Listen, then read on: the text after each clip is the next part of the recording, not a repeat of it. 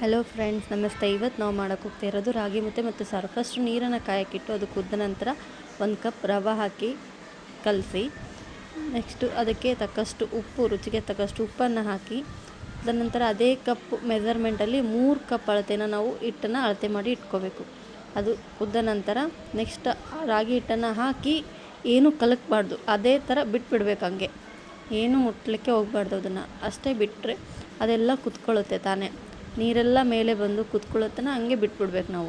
ಸ್ವಲ್ಪ ಟೈಮ್ ತೊಗೊಳುತ್ತೆ, ನಿಧಾನವಾಗಿ ಕುತ್ಕೊಳ್ಳುತ್ತೆ. ಅದು ಸ್ವಲ್ಪ ವೆಯ್ಟ್ ಮಾಡಬೇಕಾಗುತ್ತೆ. ಅದಕ್ಕೆ ಒಂದು 20 ಮಿನಿಟ್ಸೂ ಆಗ್ಬೋದು.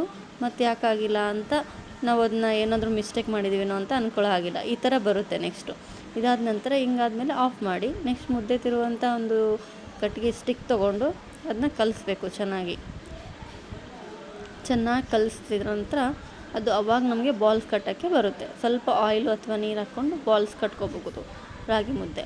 ನೆಕ್ಸ್ಟ್ ಇದಕ್ಕೆ ರಾಗಿ ಮುದ್ದೆಗೆ ನಾವು ಈಗ ಸಾಂಬಾರು 1 ಕಪ್ಪು ಚೆನ್ನಾಗಿ ಬೇಳೆ, ತೊಗರಿಬೇಳೆ, ಹೆಸರುಬೇಳೆ ಸೇಮ್ ಮೆಜರ್ಮೆಂಟಲ್ಲಿ ತೊಗೊಂಡು ವಾಶ್ ಮಾಡ್ಕೋಬೇಕು. ಚೆನ್ನಾಗಿ ವಾಶ್ ಮಾಡಿದ ನಂತರ ಅದಕ್ಕೆ ನೀರು ಹಾಕಿ, ನೆಕ್ಸ್ಟು ನಾವು ಏನಾದರೂ ತರಕಾರಿ ಇದ್ದರೆ ಏನಾದರೂ ಹಾಕ್ಕೋಬೋದು. ನಾನು ಇಲ್ಲಿ ಬದನೆಕಾಯಿ ಮತ್ತು ಕೆಂಪು ಮೆಣಸಿನ್ಕಾಯಿ ತೊಗೊಂಡಿದ್ದೀನಿ.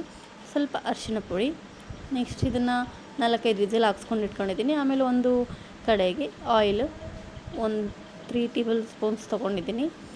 ಅದಾದ ನಂತರ ಸಾಸಿವೆ, ಜೀರಿಗೆ ಅದು ಚಟಪಟ ಅಂದ ನಂತರ ಕರಿಬೇವು.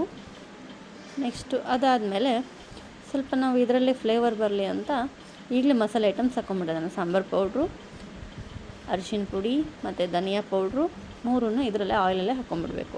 ಚೆನ್ನಾಗಿ ಸ್ಪೈಸಸ್ ಚೆನ್ನಾಗಾಗುತ್ತೆ. ನೆಕ್ಸ್ಟು ಈರುಳ್ಳಿ, ಅದು ಸ್ವಲ್ಪ ಫ್ರೈ ಆಗ್ತಾನೆ ಬಿಡಬೇಕು. ಈರುಳ್ಳಿನ ಫ್ರೈ ಆದಮೇಲೆ ಸ್ವಲ್ಪ ರುಚಿಗೆ ತಕ್ಕಷ್ಟು ಉಪ್ಪು ಸೇರಿಸಿದ ಮೇಲೆ ಈಗ ಟೊಮೊಟೊ ಹಾಕ್ಕೊಳ್ಳೋಣ. ಟೊಮೊಟೊ ಹಾಕ್ಕೊಂಡು ಚೆನ್ನಾಗಿ ಫ್ರೈ ಮಾಡಬೇಕು. ಅದನ್ನು ಸ್ವಲ್ಪ ಟೊಮೊಟೊ ಮೆತ್ತಗಾಗಬೇಕು, ಅಲ್ಲಿ ತನಕ ಫ್ರೈ ಮಾಡಿದ್ಮೇಲೆ ಇಲ್ಲಿ ಪಾಲಕ್ ಸೊಪ್ಪನ್ನ ಚಿಕ್ಕದಾಗಿ ಹೆಚ್ಕೊಂಡು ತೊಳೆದಿಟ್ಕೊಂಡಿದ್ದೆ, ಅದನ್ನು ಸೇರಿಸ್ತಾ ಇದ್ದೀನಿ.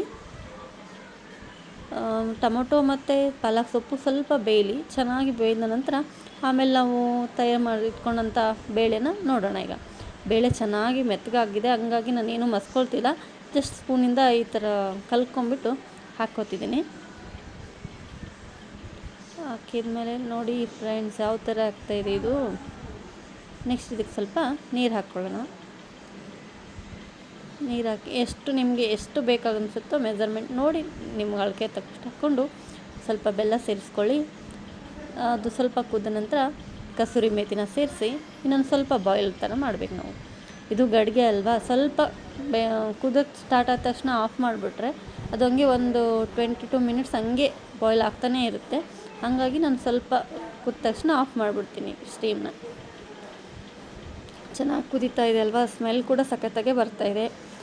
ರಾಗಿ ಮುದ್ದೆ ಜೊತೆಗೆ ಸಾಂಬಾರು ಸೂಪರ್ ಟೇಸ್ಟಿ ಇರುತ್ತೆ ನೋಡಿ. ರಾಗಿ ಮುದ್ದೆ ಅದ್ರ ಜೊತೆಗೆ ತುಪ್ಪ, ಬಿಸಿ ಬಿಸಿ ಮುದ್ದೆ ಜೊತೆಗೆ ತುಪ್ಪ ಸೇರಿಸ್ಕೊಂಡ್ರೆ ಟೇಸ್ಟ್ ಸಖತ್ತಾಗಿರುತ್ತೆ. ನೆಕ್ಸ್ಟು ಈರುಳ್ಳಿ ಸ್ವಲ್ಪ ನೆಂಚ್ಕೊಳ್ಳೋಕ್ಕೆ, ಸಾಂಬಾರು ಮತ್ತು ರಾಗಿ ಮುದ್ದೆ, ತುಪ್ಪ. ವಾವ್, ಇದನ್ನು ನೋಡಿದ್ರೇ ಬಾಯಲ್ಲಿ ನೀರು ಬರ್ತಾಯಿದೆ ಅಲ್ವಾ. ಓಕೆ, ಬನ್ನಿ ತಿನ್ನೋಣ. ಟೇಸ್ಟ್ ನೋಡಿ.